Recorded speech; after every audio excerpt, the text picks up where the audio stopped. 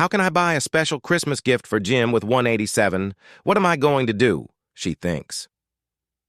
O.Henry's short stories are often about the difficult times of people in America from 1902 to 1910.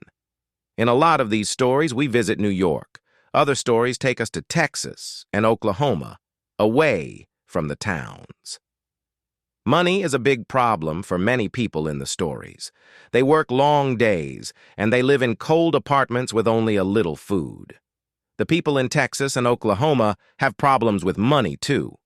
But in those stories, we see people in the fields and on ranches. In some stories, people have money. They don't usually have difficult problems, but they have interesting stories. O.Henry writes about love problems, too. Is an old man going to find love? Can a young man tell a woman about his love for her? Is a woman going to find the right man? Many people remember Henry's stories because they think, how is this story going to finish? You never know. Then you finish the story and you smile. O.Henry was William Sidney Porter, 1862 to 1910, a famous short story writer from the United States. His family lived in North Carolina, and they had very little money. In 1882, William went to Texas and started to write for a newspaper. He had problems with money at work, and the police put him in jail for 3 years. At that time, he started to write short stories. In 1902, he moved to New York. There he finished 10 books of short stories. One famous book is Cabbages and Kings. There are movies of 3 of his stories. The year is 1905. We are on the streets of New York with its tall buildings, expensive stores, and important people. But what do we know about the little people? Who lives behind that door? Who works in that small, dark office?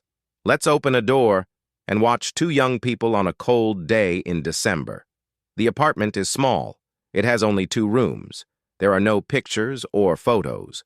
We can't see any special things on the table. But it is a happy home. Mr. and Mrs. James, Jim Dillingham Young, live here. It is their first home, at $8 a week. Jim works 6 days a week for $20. Every evening he walks slowly home. His days are long and his feet are heavy. But then he opens the door of the apartment. There is Mrs. Young, his Della. She is the light in his dark days. She has food on the table for him, and she looks at him with her beautiful brown eyes. Jim always smiles. He is a happy man in his apartment with Della, and she is happy too. This afternoon, we can see Della in the apartment. Jim is at work. Della puts her money on the table. She has 187, and tomorrow is Christmas. How can I buy a special Christmas gift for Jim with 187? What am I going to do? She thinks. Della walks across her kitchen. What can I buy for Jim? Della looks at the window. She can see her unhappy face in it.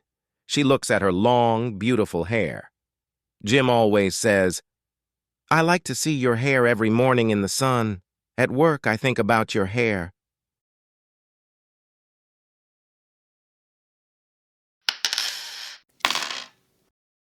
Mr. and Mrs. James D. Young have 2 special things, Della's hair and Jim's gold watch. The watch was a gift from Jim's father, and Jim always has it with him. Sometimes Della says, Excuse me, Mr. Young, what time is it?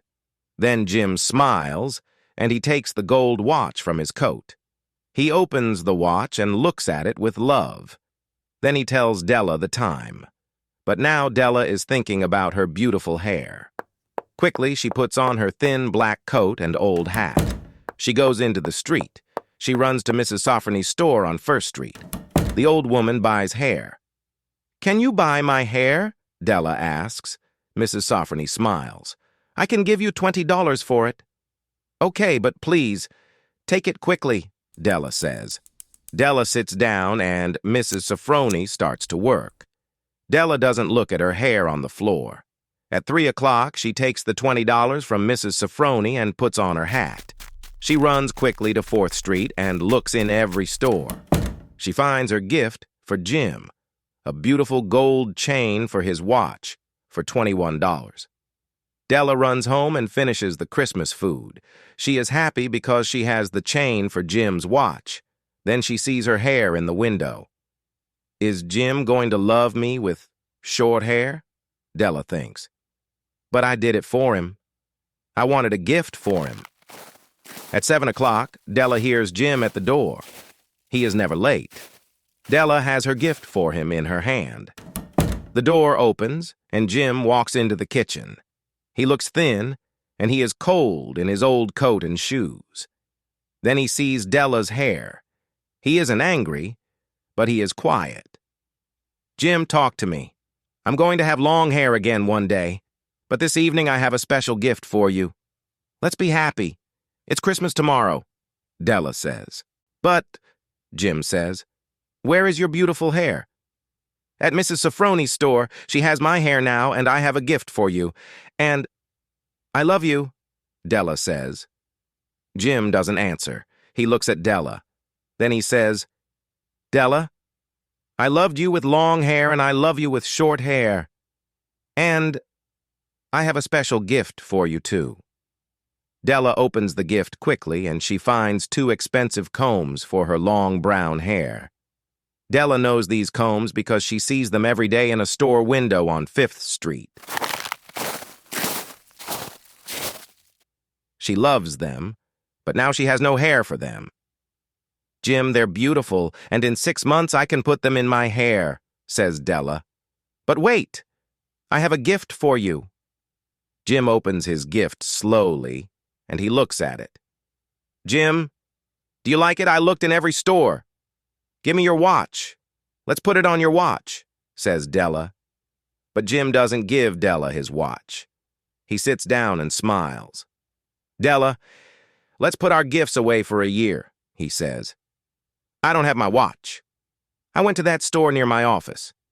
They buy watches there. You can see my watch in their window now, and you have the combs. What do we have here?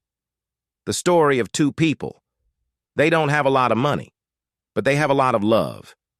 And now they are going to have a happy Christmas because they understand about special gifts. The art game. Jeff, my friend, Andy Tucker says one day, we aren't making any money. Let's try a new game. Well, Andy, Jeff says, tell me your plan. But remember this, I don't want to take money from people. We aren't going to take money from them. They're going to buy things from us, Andy says. But that's our old game. What's new? Jeff asks. We're playing a child's game here. People buy our things for $1. Let's move to Pittsburgh. We can find some millionaires and make a lot of money, Andy says. Why do you want to go to Pittsburgh? Jeff asks. The millionaires in Pittsburgh worked for their money. It's new to them. Now they want to buy beautiful, expensive things, Andy says. But what are they going to buy from us? Jeff asks. Wait and see, Andy says. After 3 days in the bars and restaurants of Pittsburgh, Jeff and Andy meet at their hotel on Thursday evening. Let's have a drink, Jeff, Andy says. I know a Pittsburgh millionaire. Where did you meet him? Jeff asks. At a little coffee bar on 12th Street. Pittsburgh millionaires don't like expensive restaurants and bars. We talked, and he liked me. His name is Scudder. I went to his house, too. He has $12,000 in the bank, but he's a new millionaire. Now he wants to know about good books, the theater, and beautiful art. He wants to be a gentleman, Andy says. How is he going to do that? Jeff asks. He has teachers, and he buys expensive books and pictures, Andy says. Okay, but what is he going to buy from us? Jeff asks. He has a lot of pictures in his house. He has a famous little gold horse, too. It's from Egypt, and it's very old. I asked him about it. He said, there are 2 of these gold horses. I want the other horse, but I can't find it. We don't know about art. Where can we find a gold horse for Scudder? Jeff asks. Wait and see, my friend, Andy says. On Friday, Andy comes back to the hotel in the afternoon. He has a bag in his hand. Look, Jeff, I was in a little store near here. Look at this, Andy says. He opens the bag. Andy, Jeff says. Is this a gold horse from Egypt? It is. It was under some old things in the back of the store. I said to the old man, "Can I have that horse for $2?" He said, "That's a beautiful little thing. Give me $35, and it's yours." What did you give him? Jeff asks. He was happy with $25, and Scudder is going to be very happy. He's going to buy my little horse from you. Why from me? Jeff asks. You're going to call him. You are a famous art teacher. You want to buy his horse, Andy says. After Jeff's telephone call, Mr. Scudder arrives at the hotel. He wants to see the art teacher's gold horse. It's beautiful, Mr. Scudder says. It's the other horse from Egypt. Yes, I know about your horse. Now I want to buy it. I want to put the 2 horses in a special place at my art school. I can give you $2,000 for your horse. The art teacher says, Never. You can't buy my horse. I'm going to buy yours. Here's $2,500, Mr. Scudder says. Okay. With $2,500, I can buy 2 or 3 pictures for my school. The art teacher says. Now I'm going to have 2 horses in my bedroom, Mr. Scudder says. Jeff runs to Andy's room. Andy is looking at his watch. Did Scudder buy the horse? He asks. Yes. He loved it. The money is in my bag, Jeff says. Good. Let's go. There's a train to Cincinnati at 10:45, Andy says. Why? Let's stay in Pittsburgh for the weekend. Mr. Scudder is happy and we're happy. He has 2 horses and we have $2,500. No problems, Jeff says. You're right and wrong. We have $2,500, but Scudder has only 1 horse, Andy says. Andy, did you take that horse from his house? Jeff asks. Yes. It wasn't difficult, Andy says. But why did you tell me that story about the old man and the store near here? Jeff asks. Oh, because you never want to take money from people. Mr. Scudder had a horse for his money, Andy says. But, Jeff, stop. No questions. Let's go. The train is waiting, Andy says.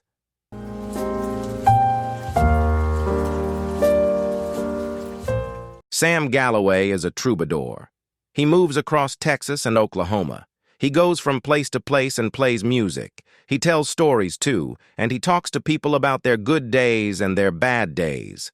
The ranchers and their families like listening to him, and Sam gets a bed and food and drink for his work. On this hot summer day, we are at the Mary-Do Ranch in Texas. The Mary-Do's are good people, and their ranch is big. There are always a lot of people in the house, and there is a lot of noise. After 6 weeks with the Mary-Do's, Sam is putting his things on his horse and moving to a new place. He wants to go to a ranch with strong coffee, good food, and some quiet people. That afternoon, Sam arrives at Old Man Ellison's sheep ranch. Mr. Ellison and his men are very happy with this new visitor. The men sit at a big table in the evenings. They eat and drink well, then they listen to Sam's stories and his music. Mr. Ellison always wants to hear Sam's story about an old boat, and Sam tells it every evening. Mr. Ellison is a good rancher, but he is getting old. Now he has problems with his sheep and with the bank. He doesn't always have money for a lot of food and drink. He can't buy things for his house and his ranch. Every day he thinks about his problems. What am I going to do? The old man thinks. But at night he listens to Sam Galloway's music and stories, and he smiles. He thinks tomorrow's going to be okay. But it isn't okay. In the morning, Mr. Ellison gets his horse and goes to the fields. He wants to look at his sheep. On the road, he meets a tall young man on a horse. Good morning, Mr. Ellison says. Good morning, the young man says. Are you Peter Ellison? Yes, I am, Mr. Ellison says. What can I do for you? My name is James King, but people usually call me King James. These are my fields. I don't want your sheep here. Move them or they're going to be dead sheep. But, Mr. King, I don't have, Mr. Ellison starts to say. You have 1 week, Mr. Ellison. 7 days. Goodbye, James King says. Mr. Ellison arrives home in the early evening. He is quiet, and his eyes are unhappy. After a little food, he sits with Sam Galloway at the table. Sam, play some music, please. Okay, Mr. Ellison, but why are you unhappy this evening? Problems? Sam asks. A troubadour knows about ranchers' problems. Yes, a very big problem. His name is James King. Oh, King James. I know about him. People talk about him on every ranch in Texas. He has a lot of animals, and he has money in every bank in the country. He's a difficult man. Don't go near him, Sam says. That's the problem, Mr. Ellison says. My sheep are in James King's fields, and he doesn't want them there. I don't have any good fields for sheep. But that's not your problem. Please, play some music for me. Sam plays his music, but he watches the old man. King James is going to be a big problem for old Mr. Ellison. In the morning, Mr. Ellison goes to the store and to the bank. He is looking for an answer to his problems. He talks to some ranchers, but he can't find an answer. In the afternoon, Mr. Ellison is looking at his sheep. Suddenly, King James comes across the field to him.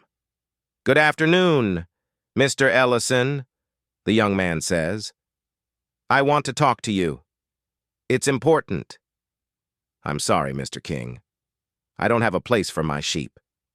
I'm looking for a new field for them, Mr. Ellison says. I don't want to talk about the sheep. I have some questions for you. First, are you from Jackson, Mississippi? Yes, I lived there for 21 years, Mr. Ellison answers. Do you know the Reeves family in Jackson? Mr. King asks. Yes, I do. Mrs. Caroline Reeves was my only sister. Mr. Ellison, please listen to my story. I can remember an important day in 1902. It's a cold winter day, and I am only 15 years old. I arrive in Jackson with no family, no food, and no money. Mrs. Caroline Reeves sees me on the street and takes me to her house. She gives me food, a heavy coat, and good shoes. Then she finds a job for me at the Jackson Hotel. And every Sunday for 5 years I go to her house. She is my friend and my family. In 1907, I have some money in the bank. I talk to Mrs. Reeves about my plans. She listens and she gives me some money and a gold watch. I say goodbye, and then I go to Texas. I buy my first field and 4 sheep. Today I have a lot of fields and a lot of sheep because Mrs. Caroline Reeves was good to me one day in 1902. I want to be good to you too. I have a lot of fields. Your sheep can stay here. And do you have any problems with money? King James asks. The old man tells the young man about his problems with the bank and with the ranch. You aren't going to have any problems after today. I'm going to put $2,000 in the bank for you tomorrow morning.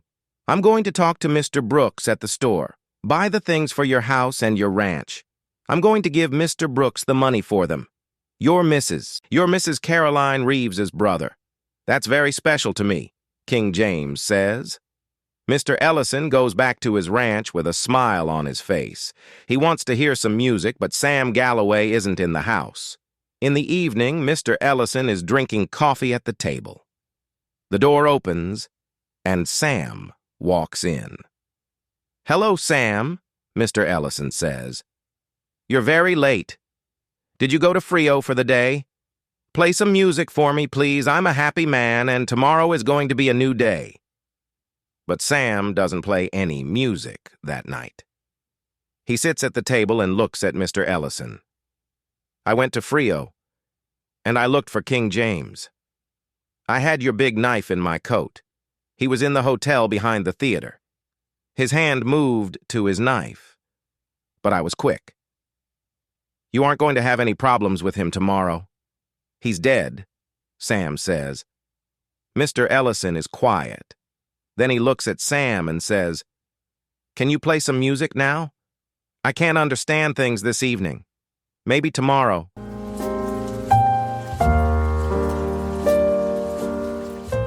Money Talks.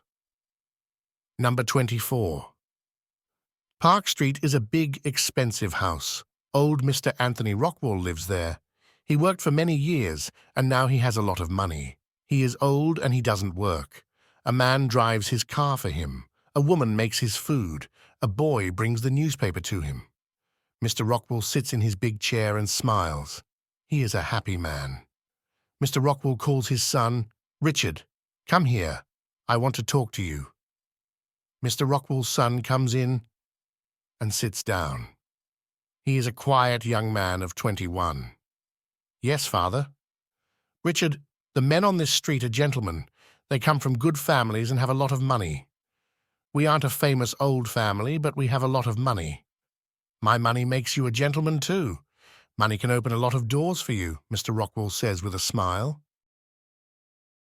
"It can open some doors, father, but not every door, Richard." "My son, don't say that. We have no problems. Ask people on the street. Ask your friends, what door doesn't open with money?" Mr. Rockwell asks.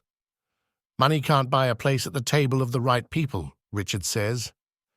"You're wrong, young man," his father says, and he looks into his son's eyes. "Son, the families of these men didn't always have a lot of money. They know about work. You make a lot of money with a lot of work." Richard is quiet. "Son, what's the problem? Are you sick? What's wrong?" "You can talk to me," Mr. Rockwell says. "Father, I'm not sick.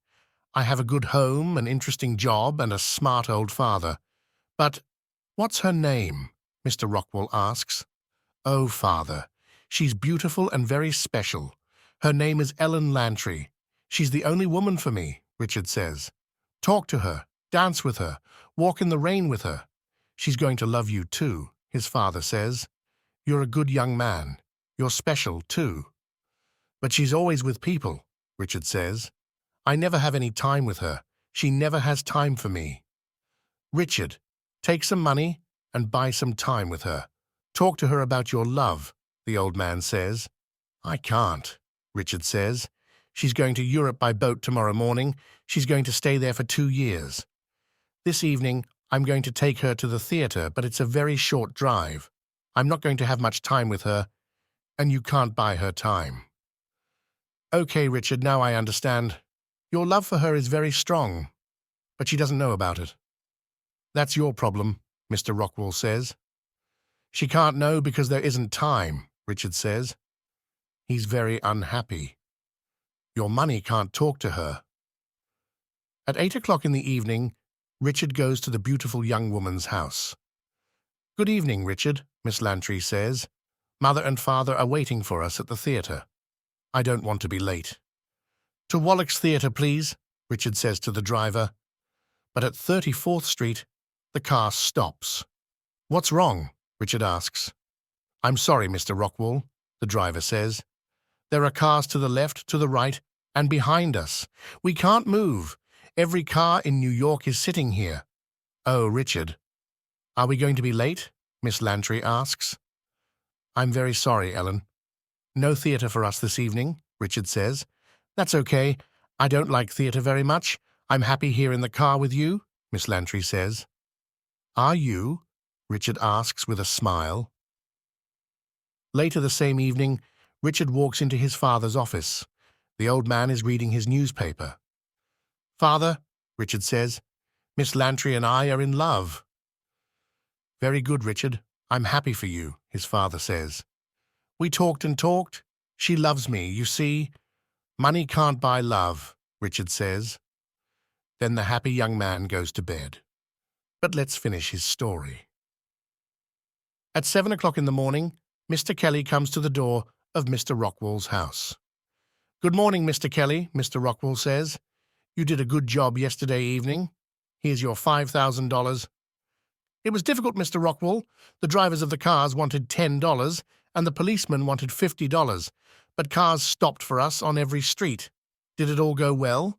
Mr. Kelly asks. "Well, yes, it was beautiful. Let's drink to love and to money." Soapy's winter home. Soapy lives on the streets of New York. He likes the sun and the trees. He doesn't like buildings or houses or jobs. For 9 months of the year, Soapy is a happy man. Then, the first week of December comes. At night, Soapy puts on his old coat and hat, and he puts 3 newspapers under him. But he is cold, and he can't sleep. He gets up, and he walks up and down the streets. He can't live on the streets all winter, but Soapy has a plan. He has the same plan every December. He is going to do a bad thing. Not a very bad thing, but a policeman is going to put him in jail for 3 months for this thing. Then Soapy is going to have food and a bed for the winter. In March, he is going to finish his time in jail. He is going to be on the streets of New York again for 9 beautiful months. Soapy thinks about his plan. He is going to visit a very smart restaurant. First, he is going to eat some expensive food, and then he is going to sit in the bar with an expensive drink. After his food and drink, Soapy is going to say, "I'm sorry, but I don't have any money." Then the men at the restaurant are going to make a telephone call. A policeman is going to come and put Soapy in jail for 3 months. No cold streets for the winter. Soapy smiles and walks into Sanborn's restaurant. But the man at the door looks at Soapy's old shoes and says, "You can't come in here. The people in here have money. They have good coats and shoes. Go home. You can't eat here." Soapy sits down and thinks about his plan again. This time he walks down 6th Street. He finds an expensive store with a big window. He hits the window with a heavy bottle. Many people and 1 policeman hear the noise and run to the store.